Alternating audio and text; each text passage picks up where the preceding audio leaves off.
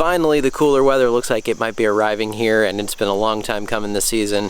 Still in a very severe drought here, but we'll talk about that as we get into the video here today. But I wanted to talk more about the most important time of year, which is your fall season for your cool season lawns, and let's get into a whole bunch of tips and things that you're probably thinking about as you get into the fall season. So the reason that fall is so important for cool season lawns is that what you do this fall is going to help to set you up for major success next season. And because the temperatures are cooling down, the fertilizer that you do put down and your mowing and everything else that you do gets the plant ready for that harder winter season, but then it's going to come out next season looking better than ever. So you can make a lot of progress in the fall season, and it's very, very important to make sure you get your fertilizers down and all those things. We'll talk about that. First thing that you want to think about is timing and when should you get back in the yard and start doing some stuff. Typically, I would just look at your forecast and see when you're starting to see a downward trend of temperatures. Now, there might be some that are up or higher, might be some that are a little lower. It's still probably going to roller coaster a bit here in the early fall.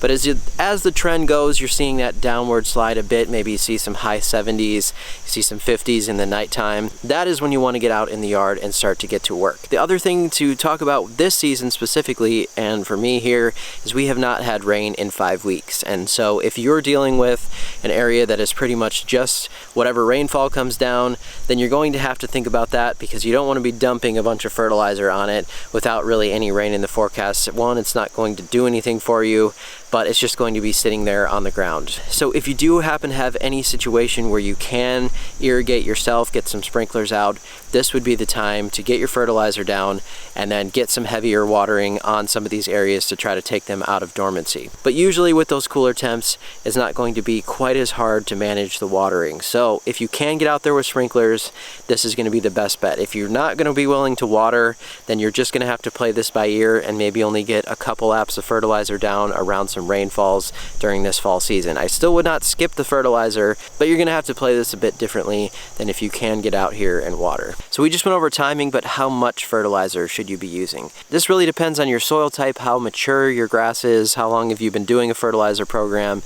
Let's just start at the beginning. For someone who's maybe getting right into this and has never done any fertilizer program, I would be pretty aggressive with this first fall season. That would mean you can get some fertilizer down here on the yard probably about every 2 weeks, so maybe 3 apps, maybe 4 apps, depending on where you live. That's going to jumpstart things, and you're going to see a big, big difference after that much fertilizer. But the one thing you do have to continue is your irrigation. So if you're not going to be willing to do that, as I said, this probably isn't the program for you. If you have a more mature yard, you probably won't need to be quite as aggressive as this. I would definitely, though, still do probably 2 apps of fertilizer. So we're targeting probably about 2 pounds of nitrogen in the fall on something more mature, and you can go more than that, maybe 3 pounds, maybe even up to 4 pounds on something like bluegrass if it's really never been fertilized for a while. This is the time to get your fertilizer on your cool season lawns and get it going for next spring. Now, to make that easy, if you're just getting some granular from a store, most likely the rate on the back is going to be about 3/4 of a pound, sometimes just slightly more than this. If you just do that bag rate every 2 weeks for, like I said, 2 or 3 apps, that's going to be totally fine. You don't have to necessarily measure it out completely to 1 pound of nitrogen on every app or anything like that.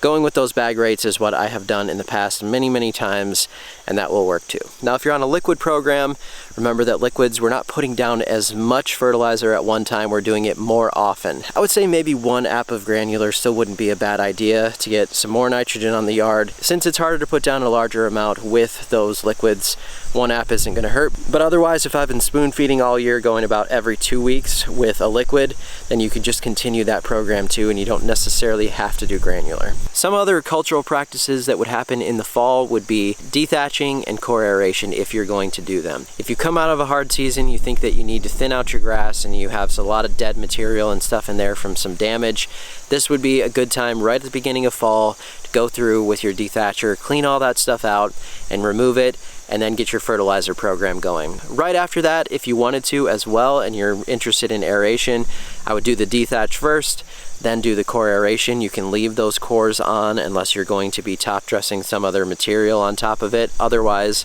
let those things just be there, put your fertilizer down, start watering, and get back to mowing. In addition to that dethatch and aeration, you should also be thinking about whether or not you want to add any seed to anything or overseed anything.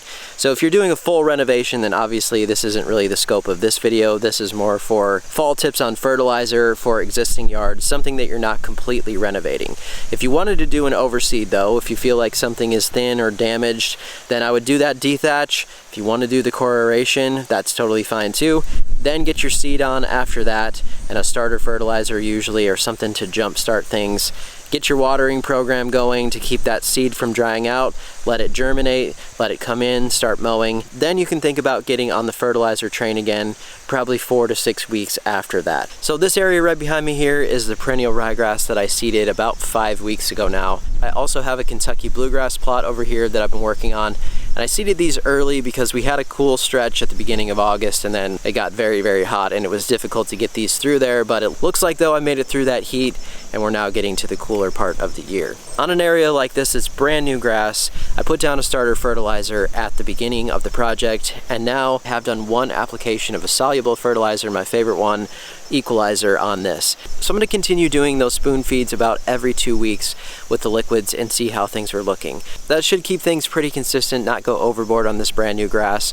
But about 4 to 6 weeks after that initial application, you could definitely come out with a granular too and do another application. I've done this so many times on renovations, and that helps to jumpstart things and keep it moving along. And then I really would continue with some spoon feeding if you could. It's going to help things get more mature and better before winter and come out next spring looking great. Another great thing to look at in the fall season would be your weed control. I don't personally love weed and feed type of fertilizers. If it's really your only option, then that's something that you can go with, but I don't think it's nearly as effective as even some of the cheaper just hose end things that you can spray on everything. Much better coverage on the actual leaf of the weed, and so that's what I would recommend compared to the weed and feeds. But when the temperatures are cooler, the weeds are still actively growing, it's a good time to do some of that weed control.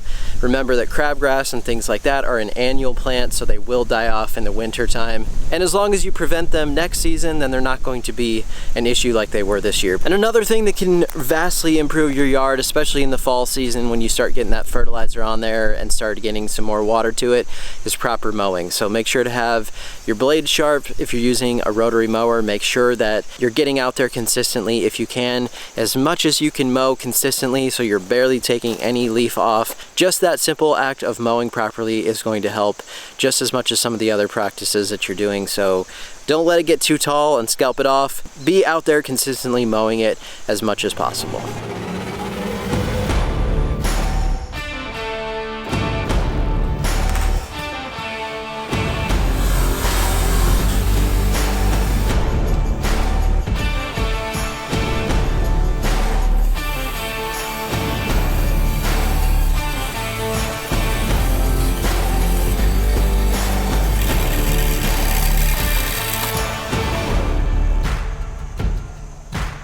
So I just got that first application done on this fescue plot over here. It definitely has some damage in it. It's definitely heat stressed and has some stuff going on, but I'm going to get that fertilizer down, start my watering probably early tomorrow morning, and see how much I can get this to bounce back to life. So stay tuned and I'll update you on a few things with this as we go along. Let me know down in the comments what you might be working on this fall. Thank you so much for watching today. We'll see you next time.